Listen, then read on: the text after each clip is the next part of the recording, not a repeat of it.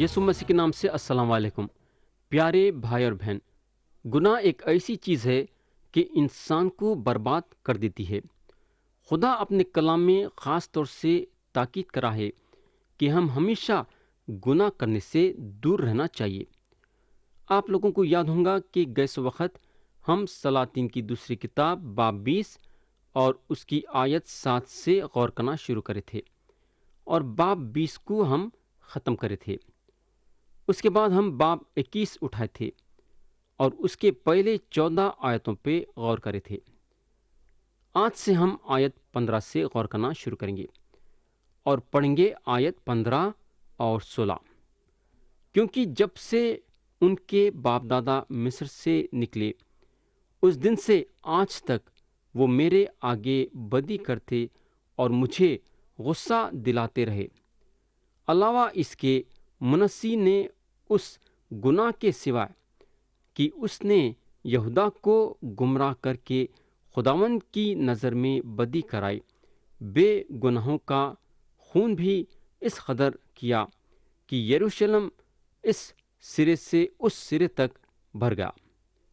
प्यारे भाई और बहन, जब एक आदमी या एक कौम गुनाह में जाती है तो उन लोग एक तरीक़े से गुनाह नहीं करते हैं, बल्कि कई तरीक़ों से करते हैं।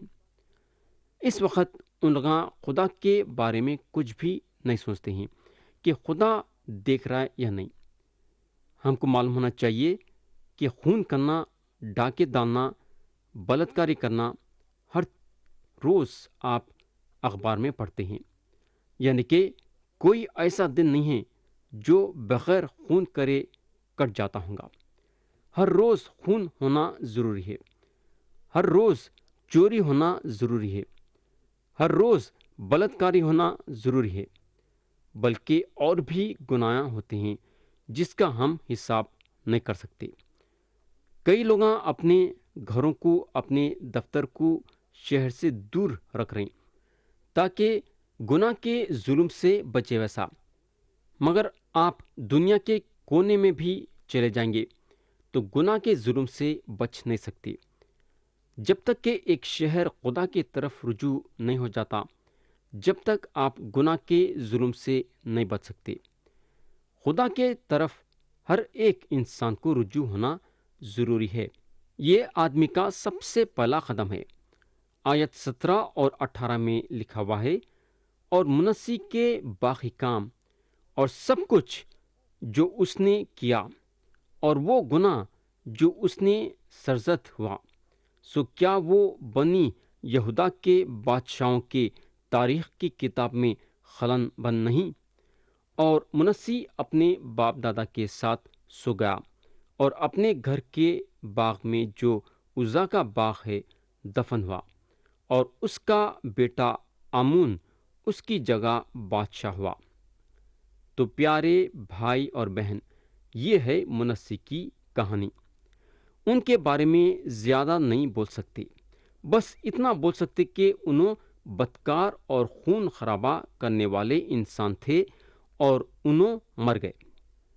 अब हम आमून के बादशाही के बारे में थोड़ा सा गौर करेंगे। हम पढ़ेंगे आयत 19 से 22। और आमून जब सल्तनत करने लगा तो 22 बरस का था। उसने यरूशलेम में 2 बरस सल्तनत की। उसकी माँ का नाम मुसल्लिमत था, जो हरुस युद्धबही की बेटी थी, और उसने खुदावंद की नज़र में बदी की, जैसे उसके बाप मुनस्सी ने की थी। और वो अपने बाप की सब राहों पर चला और उन बुतों की परिस्तिश की जिनकी परिस्तिश उसके बाप ने की थी, और उनको सिजदा किया। और उसने खुदावन अपने बाप दादा के खुदा को तर्क किया और खुदावन की राह पर ना चला। तो प्यारे भाई और बहन, आमून भी एक शरीर बादशाह थे। उन्होंने अपनी ज़िंदगी अपने बाप दादा के ख़दमों के साथ गुजारे। उनको खुदा से कोई दिलचस्पी नहीं थी और उन्होंने खुदा से बहुत ही दूर हो गए थे। तो इसका नतीजा ये हुआ कि खुदा भी उनको छोड़ दिया। آیت 23 پڑھیں گے۔ اور آمون کے خادموں نے اس کے خلاف سازش کی اور بادشاہ کو اسی کے قصر میں جان سے مار دیا۔ تو پیارے بھائی اور بہن، آمون کے بدکاری کے وجہ سے ان کے خلاف سازش ہوئی۔ یا میں آپ کو یہ بتانا چاہوں گا کہ اگر آپ بدکاری کے ساتھ زندگی گزاریں گے تو آپ کی موت بھی ویسی ہو جائیں گی۔ یہ ہوگا۔ اب ہم کلام کے وہ حصے پہ آئیں گے جہاں یوسیا یہودا پہ بادشاہی کرتے ہیں۔ ہم پڑھیں گے آیت 24 سے 26 تک۔ لیکن اس ملک کے لوگوں نے ان سب کو جنہوں نے آمون بادشاہ کے خلاف سازش کی تھی قتل کیا، اور ملک کے لوگوں نے اس کے بیٹے یوسیا کو اس کی جگہ بادشاہ بنایا، اور آمون کے باقی کام جو اس نے کیے سو کیا وہ یہودا کے بادشاہوں کی تاریخ کی کتاب میں خان بند نہیں؟ اور وہ اپنی غور میں عزا کے باغ میں دفن ہوا، اور اس کا بیٹا یوسیا اس کی جگہ بادشاہ ہوا۔ پیارے بھائی اور بہن، ہم کو معلوم ہونا چاہیے کہ یوسیا ایک بہت بڑے بادشاہ تھے، اور انہوں یہودا کے لوگوں کے بیچ میں ایک بہت بڑی بحالی لائے، یعنی کہ لوگوں کو خدا کے طرف رجوع کرے۔ تو یہاں ختم ہوا باب 21، اور اب ہم اٹھائیں گے باب 22، پڑھیں گے اس کی آیت 1۔ جب یوسیا سلطنت کرنے لگا تو 8 برس کا تھا۔ اس نے 31 برس یروشلم میں سلطنت کی۔ اس کی ماں کا نام جدیدہ تھا، جو بسختی ادایا کی بیٹی تھی۔ پیارے بھائی اور بہن، اگر ہم غور کریں گے تو یہ بادشاہ کتنے جوان تھے جب سلطنت کرنے لگے، مگر اب سوال یہ پیدا ہوتا ہے کہ یہ بادشاہ کئی کو اتنے جوان تھے جب سلطنت کرنے لگے۔ اس لیے جوان تھے کئی کو بولے تو ان کے والد مارے جاتے تھے یا پھر خدا ان کو نکال دیتا تھا۔ آیت 2 میں لکھا ہوا ہے، اس نے وہ کام کیا جو خداوند کی نگاہ میں ٹھیک تھا، اور اپنے باپ داؤد کی سب راہوں پر چلا، اور دہنے یا بائیں ہاتھ کو مطلق نہ موڑا۔ میرے بھائی، سورج پھر سے اوپر آیا ہے، زمین پہ پھر ایک بار روشنی چمک رہی ہے۔ یوسیا حکومت کرنے لگے ہیں۔ پیارے بھائی اور بہن، داؤد اور سلیمان کے بعد جو بحالی آئی بولے تو وہ یوسیا کے حکومت کے وقت آئی۔ یہ ایک بہت بڑی بحالی تھی، اور یہ بہت بڑی بحالی لانے کے لیے یوسیا اپنا قدم اٹھائے۔ میرے دوست، میرے دل کی بات بولنا چاہوں گا کہ اگر آج ہماری قوم بچ سکتی ہے بولے تو وہ صرف بحالی کے ذریعے سے بچ سکتی ہے۔ ہمارے قوم میں بحالی آنا ضروری ہے۔ اب ہم وہ حصے پہ آئیں گے جہاں ہیکل کی تعمیر ہوتی ہے۔ ہم پڑھیں گے آیت 3 اور 4۔ اور یوسیا بادشاہ کے 18ویں برس ایسا ہوا کہ بادشاہ نے صافن بن اصلیہ بن مسلم منشی کو خداوند کے گھر کو بھیجا اور کہا کہ تو خلقیہ سردار کاہن کے پاس جا، تاکہ وہ ساری نقدی کو جو خداوند کے گھر میں لائی جاتی ہے اور جسے دربانوں نے لوگوں سے لے کر جمع کیا ہے گنے۔ تو پیارے بھائی اور بہن، دوسرا کام جو یوسیا بادشاہ کرے وہ یہ تھا کہ ہیکل کو تعمیر کرنے کا ارادہ کرے۔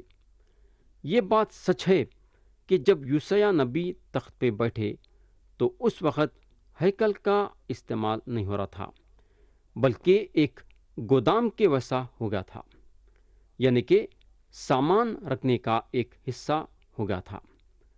آیت 5 اور 6 پڑھیں گے۔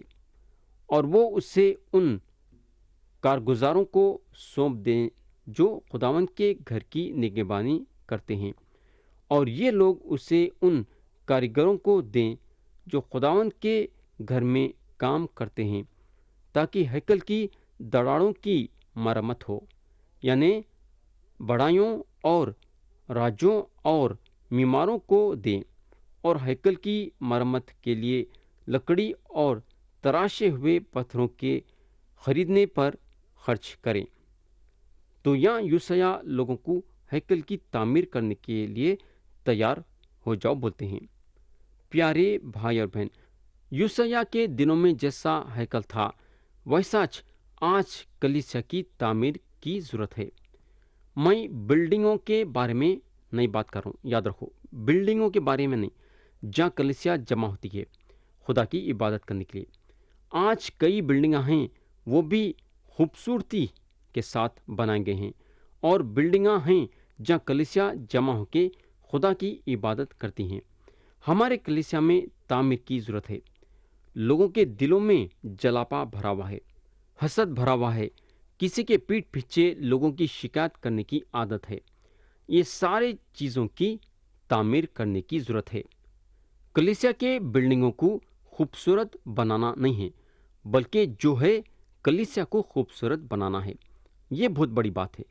یہ ہوگا اب ہم کلام کے وہ حصے پہ جائیں گے جہاں ہیکل میں شریعت کی کتاب ملتی ہے۔ ہم پڑھیں گے آیت 8۔ اور سردار کاہن خلقیہ نے صافن منشی سے کہا کہ مجھے خداوند کے گھر میں توریت کی کتاب ملی ہے، اور خلقیہ نے وہ کتاب صافن کو دی اور اس نے اس کو پڑھا۔ پیارے بھائی اور بہن، تیسری چیز جو قوم کو بحال کری بولے تو وہ ہے خدا کا کلام۔ لوگ جب خدا کے کلام کی طرف رجوع ہوئے تو ان کے زندگی میں بحالی آئی۔ صرف خدا کا کلام ایک ایسی چیز ہے جو ہمارا ہتھیار ہے۔ ہم کو معلوم ہونا چاہیے کہ خدا کا کلام زندہ کلام ہے، قوتدار ہے، اور کسی بھی دو دھاری تلوار سے تیز ہے۔ پیارے بھائی اور بہن، چھوٹا راستہ نہیں ہے، یا آسان راستہ نہیں ہے، یا نیا طریقہ نہیں ہے بحالی لانے کے لیے۔ صرف خدا کے کلام کے ذریعے سے ہو سکتا ہے۔ آیت 9 اور 10 پڑھیں گے۔ اور صافن منشی بادشاہ کے پاس آیا اور بادشاہ کو خبر دی کہ تیرے خادموں نے وہ نقدی جو ہیکل میں ملی لے کر ان کارگزاروں کے ہاتھ میں سپرد کی جو خداوند کے گھر کی نگرانی رکھتے ہیں۔ اور صافن منشی نے بادشاہ کو یہ بھی بتایا کہ خلقیہ کاہن نے ایک کتاب میرے حوالے کی ہے، اور صافن نے اسے بادشاہ کے حضور پڑھا۔ پیارے بھائی اور بہن، اب آپ سوچ سکتے کہ بادشاہ یوسیا یہ پہلی مرتبہ خدا کے کلام کو سن رہے ہیں۔ آیت 11 میں لکھا ہوا ہے، جب بادشاہ نے توریت کی کتاب کی باتیں سنی تو اپنے کپڑے پھاڑے۔ میرے دوست، بحالی کا اور ایک قدم جو ہے وہ ہے توبہ۔ خدا کا کلام پڑھا جانا توبہ کے نوبت پہ لایا۔ جب بادشاہ خدا کے کلام کو سنے تو اپنے کپڑے پھاڑ لیے۔ مگر کیوں؟ کیونکہ خدا کا کلام لوگوں کے گناہ کے بارے میں بتایا۔ بغیر خدا کے کلام کے ان لوگ نہیں جان سکتے کہ ان لوگ خدا کے نظروں میں کتنے بڑے گنہگار ہیں اور خدا سے کتنا دور ہو گئے ہیں۔ خدا کے کلام کے طرف رجوع ہونا بحالی پیدا کرتا ہے۔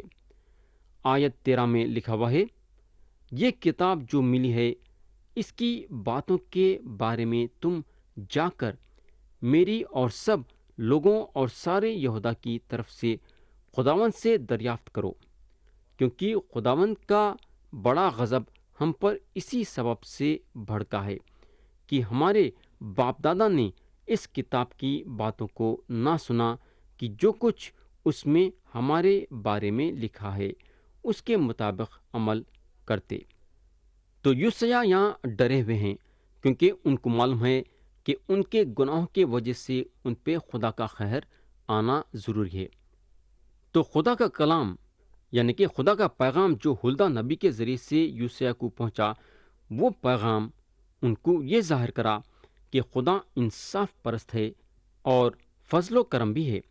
آیت 16 اور 17 میں لکھا ہوا ہے کہ خداوند یوں فرماتا ہے کہ میں اس کتاب کی ان سب باتوں کے مطابق جن کو شاہ یہودا نے پڑھا ہے اس مقام پر اور اس کے سب باشندوں پر بلا نازل کروں گا، کیونکہ انہوں نے مجھے ترک کیا اور غیر معبودوں کے آگے باخور جلا، تاکہ اپنے ہاتھوں کے سب کاموں سے مجھے غصہ دلائیں۔ سو میرا خیر اس مقام پر بھڑکے گا اور ٹھنڈا نہ ہوگا۔ پیارے بھائی اور بہن، اب آپ خدا کا فضل یوسیا پہ دیکھیں گے۔ آیت 19 اور 20 میں لکھا ہوا ہے، چونکہ تیرا دل نرم ہے اور جب تو نے وہ بات سنی جو میں نے اس مقام اور اس کے باشندوں کے حق میں کہی کی، وہ تباہ ہو جائیں گے اور لعنتی بھی ٹھہریں گے، تو نے خداوند کے آگے عاجزی کی اور اپنے کپڑے پھاڑے اور میرے آگے رویا، سو میں نے بھی تیری سن لی، خداوند فرماتا ہے۔ اس لیے دیکھ، میں تجھے تیرے باپ دادا کے ساتھ ملا دوں گا اور تو اپنی غور میں سلامتی سے اتار دیا جائے گا، اور ان سب آفتوں کو جو میں اس مقام پر نازل کروں گا تیری آنکھیں نہیں دیکھیں گی۔ سو وہ یہ خبر بادشاہ کے پاس لائے۔ تو میرے دوست، خدا یوسیا کو سکون کی موت دینے کے لیے تیار تھا، کیونکہ یوسیا بادشاہ اپنے آپ کو خدا کے سامنے چھوٹا کر کے خدا سے معافی مانگے، انہوں خدا کے سامنے یہ اقرار کرے کہ انہوں بہت بڑے گنہگار ہیں اور خدا کے طرف سے ان کو اپنے گناہوں کی معافی مل سکتی ہے۔ تو یہاں ختم ہوا باب 22 اور اب ہم اٹھائیں گے باب 23۔ ہم پڑھیں گے اس کی آیت 1 سے 3۔ لکھا ہوا ہے، اور بادشاہ نے لوگ بھیجے اور انہوں نے یہودا اور یروشلم کے سب بزرگوں کو اس کے پاس جمع کیا، اور بادشاہ خداوند کے گھر کو گیا اور اس کے ساتھ یہودا کے سب لوگ اور یروشلم کے سب باشندے اور کاہن اور نبی اور سب چھوٹے بڑے آدمی تھے، اور اس نے جو عہد کی کتاب خداوند کے گھر میں ملی تھی اس کی سب باتیں ان کو پڑھ سنائی، اور بادشاہ ستون کے برابر کھڑا ہوا اور اس نے خداوند کی پیروی کرنے اور اس کے حکموں اور شہادتوں اور عین کو اپنے سارے دل اور ساری جان سے ماننے اور اس عہد کی باتوں پر جو اس کتاب میں لکھی ہیں عمل کرنے کے لیے خداوند کے حضور عہد باندھا، اور سب لوگ اس عہد پر قائم ہوئے۔ تو لوگاں بولنے کو لگے کہ ان لوگاں خدا کے کلام کو پڑھنے کے ساتھ ساتھ خدا کے کلام کے مطابق چلیں گے بھی، ان لوگاں خدا کے کلام کے مطابق جینے کے لیے تیار تھے۔ تو پیارے بھائی اور بہن، یہودا کے شہر میں اس لیے بحالی آئی کیونکہ ایک جنا خدا کے کلام کی طرف رجوع ہوا اور توبہ کرا، اور وہ آدمی تھا بادشاہ یوسیا۔ تو جیسا لوگاں خدا کی طرف رجوع ہوئے اور جیسا یوسیا بادشاہ خدا کی طرف رجوع ہوئے، تو اس کے بعد جو قدم یوسیا بادشاہ اٹھائے وہ قدم یہ تھا کہ بت پرستی کو اپنے ملک سے دور کرے۔ سب سے پہلے شروع کرے خدا کے ہیکل سے۔ آیت 4 میں لکھا ہوا ہے، پھر بادشاہ نے سردار کاہن خلقیہ کو اور ان کاہنوں کو جو دوسرے درجے کے تھے اور دربانوں کو حکم دیا کہ ان سب برتنوں کو جو بال اور یسرت اور آسمان کی ساری فوج کے لیے بنائے گئے تھے خداوند کی ہیکل سے باہر نکالیں، اور اس نے یروشلم کے باہر خدروں کے کھیتوں میں ان کو جلا دیا اور ان کی راکھ بیتل پہنچائی۔ تو پیارے بھائی بہن، جو چیزیں بال کی عبادت کے لیے استعمال ہوتی تھیں وہ سارے چیزوں کو شہر کے باہر لے گئے، اور وہ ساری چیزوں کو خدرون کے کھیتوں میں جلا دیے، اور راکھ کو شہر کے باہر نکالا گیا تاکہ لوگ راکھ کو بھی نہیں دیکھے۔ ویسا یہودا اس کے بعد یوسیا بادشاہ اپنا دوسرا قدم یہ لیے کہ شہر کے سارے ناپاکی کو دور کرے۔ آیت 7 میں لکھا ہوا ہے، اور اس نے لوتیوں کے مکانوں کو جو خداوند کے گھر میں تھے، جن میں عورتیں یسرت کے لیے پردہ بنا کرتی تھیں، ڈھا دیا۔ میرے بھائی، لوتیوں کا مطلب ہے کہ جب مرد مرد کے ساتھ جسمانی صحبت کرتا ہے اس کو لوتی بولتے ہیں۔ تو اس وقت یہ حرکت ملک میں کافی پھیل گئی تھی۔ یہاں یوسیا یہ چیز کو اپنے ملک سے نکالنے کے لیے دلیری کے ساتھ اپنا قدم بڑھائے۔ یہ ہوگا۔ اور ایک چیز کو جو انہوں اپنے ملک سے دور کرے بولے تو وہ یہ ہے کہ انسان کے قربانی کو ختم کر دیے۔ آیت 10 میں لکھا ہوا ہے، اور اس نے توفت میں جو بنی ہنوم کی وادی میں ہے نجاست پھینکوائی، تاکہ کوئی شخص ملک کے لیے اپنے بیٹے یا بیٹی کو آگ میں نہ چلوا سکے۔ پیارے بھائی بہن، اگر ہم یوسیا کے زندگی میں دیکھیں گے تو انہوں جب خدا کی طرف رجوع ہوئے تو اچھے اچھے کام کرے، سارے بدکاری کو انہوں اپنے ملک سے دور کرے اور اس کے بعد فسح کا انتظام کرے۔ ان کے زمانے میں جو فسح منائی گئی ایسی فسح کبھی منائی نہیں گئی تھی۔ اس کے بعد ان کا انتقال ہوگا۔ آیت 29 اور 30 میں لکھا ہوا ہے، اسی کے ایام میں شاہ مصر فرعون نکو شاہ آسور پر چڑھائی کرنے کے لیے دریائے فرات کو گیا تھا، اور یوسیا بادشاہ اس کا سامنا کرنے کو نکلا، سو اس نے اسے دیکھتے ہی مسجدوں میں قتل کر دیا، اور اس کے ملازم اس کو ایک رتھ میں مسجدوں سے مرا ہوا لے گئے اور اسے یروشلم میں لا کر اسی کی قبر میں دفن کیا۔ اور اس ملک کے لوگوں نے یوسیا کے بیٹے یہوآخز کو لے کر اسے مسح کیا اور اس کے باپ کی جگہ اسے بادشاہ بنایا۔ خدا ہم سب کو آج کے کلام کے ذریعے سے برکت دے، یسوع مسیح کے پیارے اور بل نام میں، آمین۔